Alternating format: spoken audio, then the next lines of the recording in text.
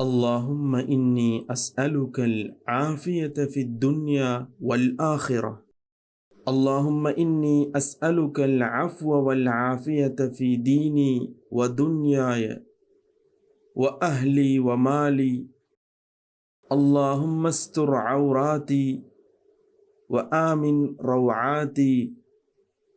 اللهم احفظني من بين يدي ومن خلفي وعن يميني وعن شمالي ومن فوقي وأعوذ بعظمتك أن أغتال من تحتي. තේරුම අහෝ දෙවිඳුනි, මෙලොව හා මතුලොව ජීවිතයේ සුවතාවය පතන්නෙමි.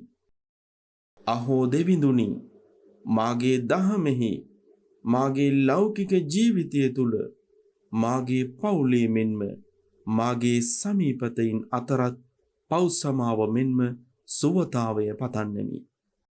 අහෝ දෙවිඳුනි, මාගේ අවුරත් නොහොත් විලි වසං කරනු මැනව. මාගේ බිය තුරන් කරනු මැනව.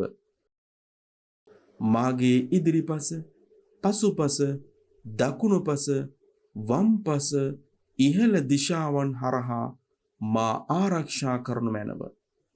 තවද පහලින් මහ පොළව තුලට ගිල්වා ගැනීමෙන්ද ඔබගේ ශ්‍රේෂ්ඨත්වය මහඟු භාවය මත ආරක්ෂාව පතමි.